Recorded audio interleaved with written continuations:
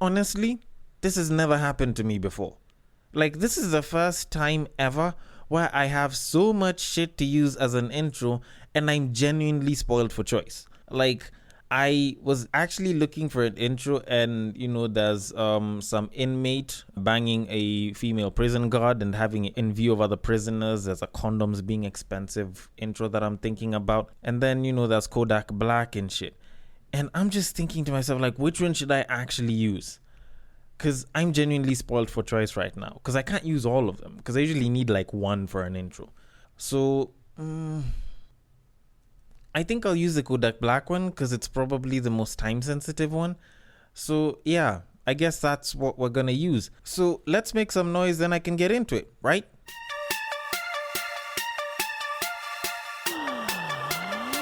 Get ready for the battle of the sexes.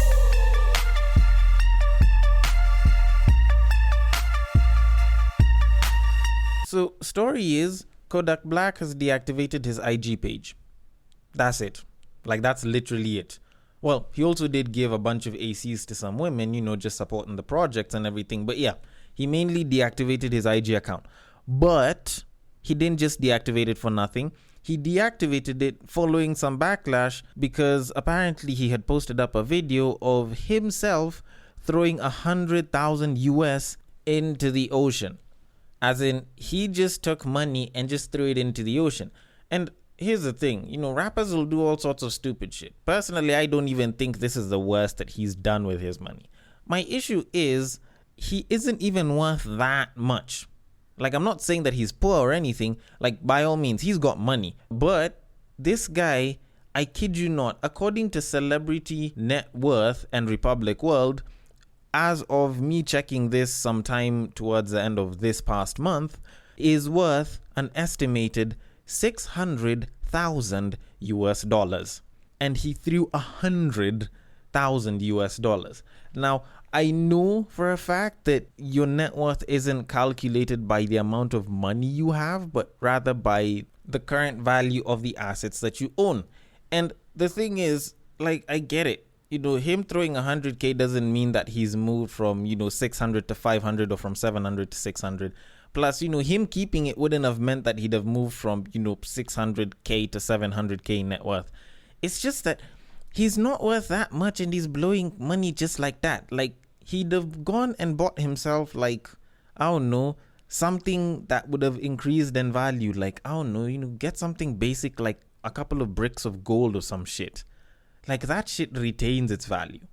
And if anything, that would have probably upped his net worth even by like a little bit. But he decided to throw it into the ocean. Although, personally speaking, I don't even think that's the worst of it.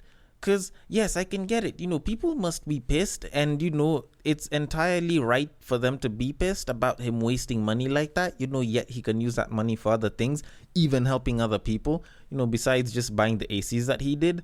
But you think about it, these rappers will spend cash like this on chains that don't necessarily hold their value. Like, they'll go and spend 100, 200K on a chain, on diamonds, on, diamond encrusted Rolexes, which, let's be honest, won't carry the same amount of prestige and value as an actual Rolex, even when it gets to the vintage level. Like, they blow so much cash on such shit, and then they usually have to take them back to more or less the same people that they bought it from so that they can have them cleaned after a while. So not only are they blowing through 100K, they're blowing through even more money to clean the chains that they bought for 100K plus. Which, when you kind of think about it, is probably the worst use of their money.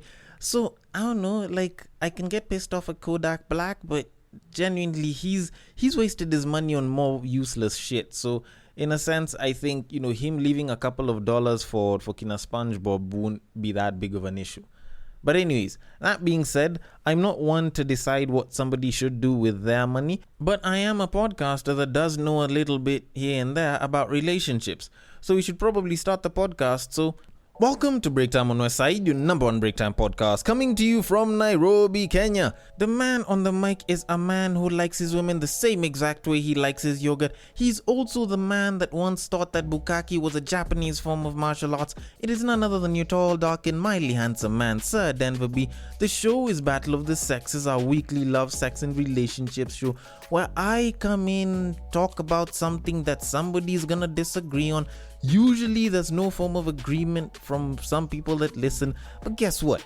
We usually continue doing this shit and there's some people that love it and they keep on coming back, and I appreciate them every single time. So if this is your first time listening to us, welcome. Thank you so much for listening to Break Time on West Side and choosing Break Time on West Side. We don't usually have cookies, but we do have a couple of breadcrumbs of knowledge here and there. Trust me, 3/4 of that shit is actually considered garbage by some people. But well, you know, we're still doing this shit and we're 80 episodes strong on Battle of the Sexes. Tweet Street comes on Friday as well. So make sure you stay tuned for that as well. And you know, if you love it, make sure you give some feedback on Facebook. At Breaktime on Westside is a handle to reach us on. On Instagram, it is also at Breaktime on Westside. And on Twitter, you can slide into my personal DMs at Bagaka the D. And you know, just show some love over there. But anyways, speaking of love, I would like us to talk about somebody that has been a participant in, you know, Matters Love, or at least Love and Hip Hop. And I'm talking about a man known as Ray J. Now, this man is very interesting. He is probably one of the most interesting celebrities ever, because you can't really pinpoint who he is as a person or what, you know, makes him a celebrity, because you could say that he's an artist, but he hasn't made music in years. So, you know, technically his 2-hit wonders could probably classify him as that. Although I'm not gonna lie, much as they call him a 2-hit wonder kind of person, I only know of one of those hits, and it's One Wish.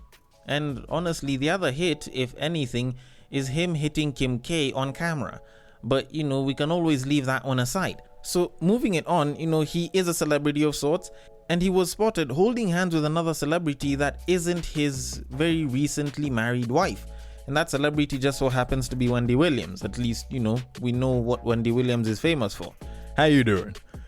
And here's the thing, you know, people kind of brought in this whole thing of, oh, you know, Ray J and Wendy Williams are having a thing. And much as people would come out to say, oh, you know, he's a married man, hell, even Wendy Williams spoke about it, I'm not ready to just discount that.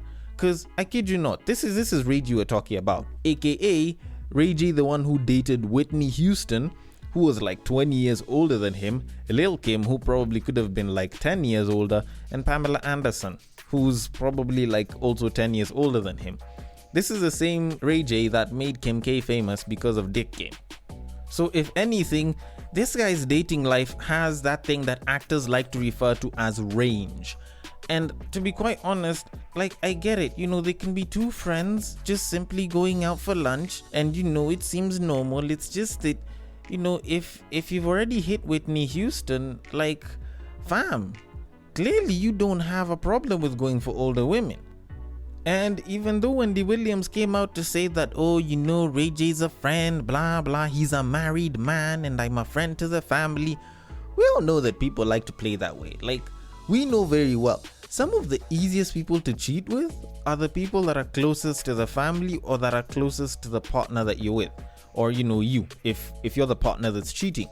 Because you'll find time and time again, you will find that people will cheat with the other person's friend, the other person's sibling, the other person's cousin or relative or mother, I guess.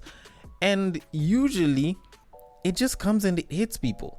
And no one wants to admit it, but they're like, oh my goodness, that's so crazy. But it's become a little bit too normal right now.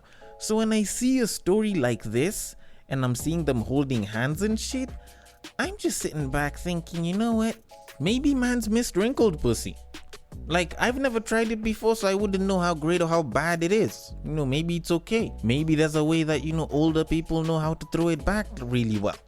And, you know, probably he was missing it and he decided to go for it right after lunch. Because even with the way his hand was being held and everything, he's the man and all, but yo, Wendy Williams looked like she can dominate a nigga in the bedroom. And probably that's what the man wants. So in a sense, I wouldn't blame the man for doing it. I'd probably just say, if you're gonna do that shit, just make sure that there's very darkly tinted cars right outside every establishment you're in, so that people don't spot you like this. Otherwise, if you're gonna use Wendy as a side, bruh, I'm sure you can aim a little bit differently and go for somebody like Toni Braxton or some shit. At least she's fine and shit. But anyways, that's just, speculation as of now. All that I'm saying is, whenever people like to say that they're a close friend of the family or, they're a close friend of the couple, never trust them people. Those are the ones that can very easily start sleeping with one of the people in that couple, regardless of gender. But anyways, that being said, we should probably move it on to our main topic of today. Now, while I was on IG not too long ago, I was looking through a bunch of different things, and there was this story that came in where some babes were busy talking about K-pop and shit, and they were discussing some story, and there was this comment that I saw, and it kind of hit at a very interesting stereotype that I've heard of before. And it said, she loved him but he loved her more, we all know it works better that way. And shorties were all over that like, oh yeah, it's true, that's proper facts and shit. And hold up, what? Like, I can get it's a stereotype, but do you guys actually believe that? And I sat down and I thought about it, because it's not the first time I've heard it, it's not the second time I've heard it. This is something that I hear a lot of babes saying. And hell, even guys say that as well, when they're usually saying, oh, make sure your man loves you more than you do, that way he won't cheat and shit. And I'm just sitting back thinking, what kind of dumbass shit is that you're saying? Because people usually think as though, just because you're in love with somebody, you won't want to bang anything or anyone else. Almost as if you're trying to say that people in open marriages and open relationships don't actually love each other. But you know what? I get it. It's a very interesting belief. It's a belief that's been held by quite a number of people. So I figured, how about I challenge the belief on this episode? Just so that I can bring some context and actually make sure that people realize that this belief is more myth than fact. Because let me just start like this. It actually stems from the belief that all men can or will cheat on you unless he loves you, which I've already debunked right now. Because it's not like people in open relationships don't love each other. Hell, probably you could say that their love could be considered to be more potent than most other people. Because they know no matter who it is that they bang, they're still gonna love their partner. Or at least that's how the agreement is. And they choose to live by that agreement and they choose to stick by it the entire time. Not unless if the relationship ends or somebody cheats or some shit, which is actually very possible. And if you want insights on that and you want proper insights on open relationships, Battle of the Sexes episode 54 has you covered. It's called Open Relationships or Open Cheating, but slightly besides the point. But let me just bring it back a little bit. So when you kind of think about the idea of a guy choosing not to sleep with somebody else because he loves you, I still do feel like it's a bit narrow-minded, because even when a guy ends up falling in love with you, it's not like it's always love at first sight. Hell, that rarely even happens. It usually tends to be a fairly progressive thing. And it's not like once the guy has discovered that he has feelings or that he's falling in love, it's not like if he was busy hitting all of his hoes, he's gonna stop immediately. Nah, like it's gonna be a reduction. And obviously that comes in from, when you're hitting it and at the end of it, you're like, what? I still miss her. Like that's part of the shit that, kind of shows you that you might actually be in love. Or, you might actually be pussy whipped. But, that's usually a discussion for after you bang. But either way, it does kind of discredit that whole argument.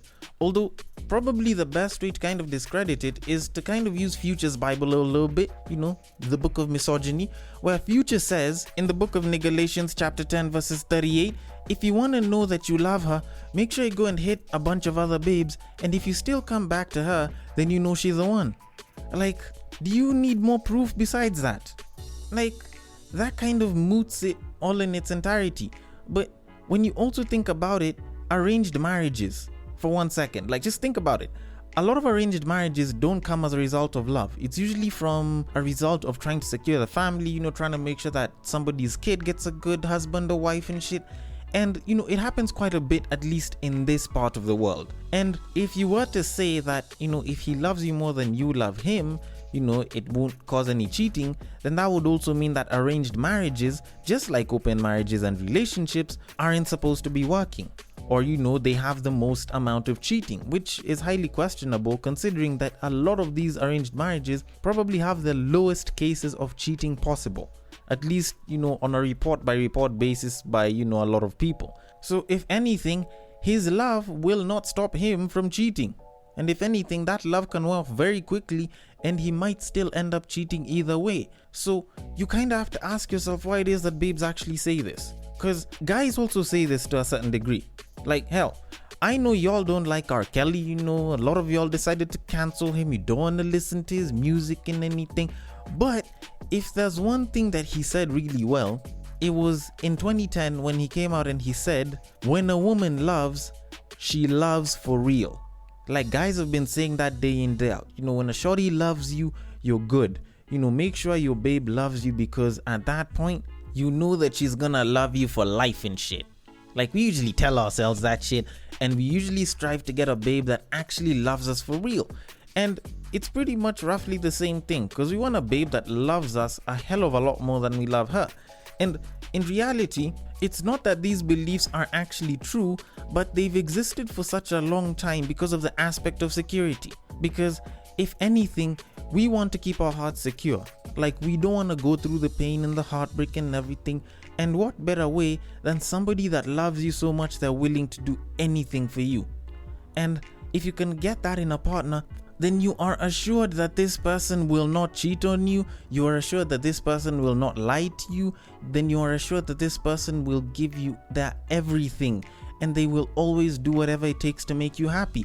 And if anything, I think that's the kind of ideal person that most of us want. The person that will actually make us happy, be our peace, and be our everything.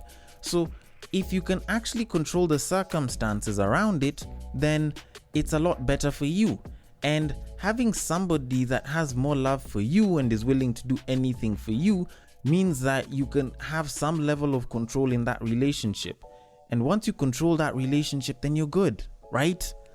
Like, that's essentially where it's coming from. But the reality of it is that situation in itself isn't really possible. Because let's be honest, there's quite a number of you babes that are very indecisive. Like, the minute we decide to give you control of some things, y'all don't know how to make decisions, and y'all end up throwing those decisions back at us. So in a sense, we'll end up simping for all the wrong reasons, and we'll end up making a bunch of wrong mistakes simply because she wants it, not necessarily because it's right. But then again, to make things even a little bit more interesting, this entire belief is actually based on the pretext that a woman will not cheat. And let's not play ourselves here, a lot of women actually cheat, and women have the exact same likelihood of cheating that men do on an ideal scale. Morals, values, and how somebody was brought up, the kind of life decisions, choices, and shit that's happened to them can make or break that. It can increase or decrease the probability at any given point. But at the end of the day, men and women have the exact same likelihood of cheating. So having the belief that a man loves you more will make the relationship better might just mean that a guy will end up simping a lot more while his babe is probably cheating on him, which isn't good for a relationship. But even then, even though you are to overlook both of those things, let me just say the one thing that makes this entire thing a myth. And I'll even drop the background music just so that everyone who has listened to the podcast up until this point can listen to this statement properly and in its full entirety. You cannot quantify love. You can't. You can only try to equate it to the actions and the words of the person that is telling you that they love you. But in reality, you cannot quantify love. If anything, that's probably the biggest piece of advice that you can pick from this episode. Like, you can try and ignore everything else, but I kid you not, that is the one most essential piece of advice that I am going to give you for this episode. You cannot quantify love. So even though somebody said that, oh, so and so loves this person more than this other person does, that's bullshit. If they both love each other, then they both love each other. Because it's not like, you'll be able to measure the love based on how much PDA one person has over the other. Like, if somebody's okay with PDA here and somebody's not okay with PDA there, it doesn't mean that the love is less on one side or more on the other. If somebody is gonna buy flowers, it doesn't mean that the love is more than the person that doesn't buy flowers, but say probably takes them on trips, or say probably likes spending time with them, or say will do something as simple as making sure that he or she reminds their partner each and every day that they love them. Like, it doesn't show whether one is more or less. All it does is sort of try to equate how much somebody loves the other person based off of their actions and what it is that they're saying, and hopefully, all of it is coming with a lot of intensity and a certain amount of affection, and it looks so lovely and shit. Maybe it might even end up on couple goals on IG and shit. And that's where the problem will come from, because people are equating love nowadays based on how it looks or how it sounds, and worse still, on an online level. Like, if anything, people actually start to equate love nowadays based off of more or less around 2 love languages out of the 5. And for those of y'all that don't know the 5 love languages, it's time, physical contact, acts of service, words of affirmation, and gifting. And people nowadays equate love to gifting and acts of service. They usually tend to ignore a lot of the other 3 a lot of the times, save for the hand holding that can count as physical contact. But it's not like people are gonna be gushing over the fact that you and your boyfriend or you and your girlfriend hold each other each and every night before you go to bed. Like, it's one of those things that people can talk about, but it's something that they'll gloss over, and that creates the problem. Because people believe that if a man loves you more, he's going to be doing all of these things. And yet they're forgetting that some of our parents will come out and they say that they were in love, but how they showed love back in their day is different from how we show love right now. And showing love is going to come in different ways. And a lot of those actions are going to mean different things based on different cultures at different times. So if anything, the idea of somebody loving you more is a little less fact and more of a belief that will make somebody sleep better at night, knowing that their partner won't cheat on them. Although in reality, the most that you can ever really do is hope that they do love you, that they love you a lot, and that they're gonna continue loving you regardless of the good and the bad in you, the rich or the poor. For some of us, whether you're sick or you're healthy, regardless of anything and everything that can come your way, and even those that you wouldn't wish on your worst enemy.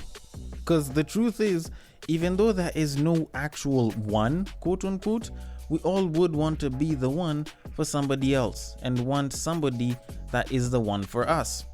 But anyways, that being said, I know some people are probably thinking I'm on my sad nigga hours type of moment and they feel a little bit differently. So I want to know your thoughts on this. The DMs are open. On Instagram, it is at Breaktime on Westside. On Facebook, it is also at Breaktime on Westside. And on Twitter, you can slide into my personal DMs, which is at Bagaka the D.